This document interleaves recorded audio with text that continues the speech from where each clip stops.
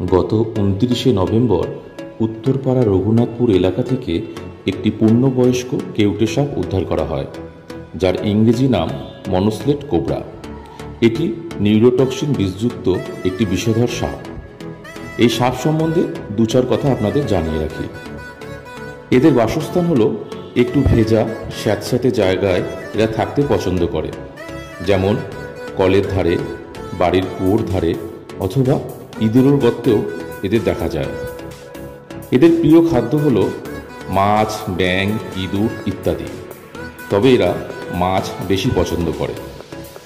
বিষক্রিয়ার লক্ষণ: আপনি কি করে বুঝবেন যে আপনাকে বিষধর সাপ দংশন করেছে? আপনার ক্ষতস্থানটি জ্বালা যন্ত্রণা করবে, ক্রমশ ফুলতে থাকবে, শরীরে ঝিমুনি ভাব, বমি বমি ভাব লক্ষ্য করা গেলে ভাববেন আপনি বিষক্রিয়ায় আক্রান্ত হয়েছেন। কি করবেন না? আক্রান্ত ব্যক্তির ক্ষতস্থানে কোনো রকম বাঁধন দেবেন না। ওঝা বা তান্ত্রিকের কাছে নিয়ে গিয়ে সময় নষ্ট করবেন না। আক্রান্ত ব্যক্তিকে এমন কোনো কথা বলবেন না যাতে ও ভয় পায়। এবার বলি কি করবেন। সময় নষ্ট না করে আক্রান্ত ব্যক্তিকে দ্রুত হাসপাতালে নিয়ে যান।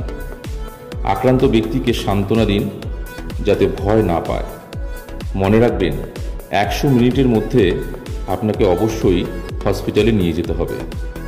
শেষে আরেকটা কথা বলে রাখি, সাপ মারবেন না, এদেরকে বাঁচিয়ে রাখুন। এতে আমাদের প্রাকৃতিক ভারসাম্য বজায় থাকবে। ধন্যবাদ, ভালো থাকবেন সকলে।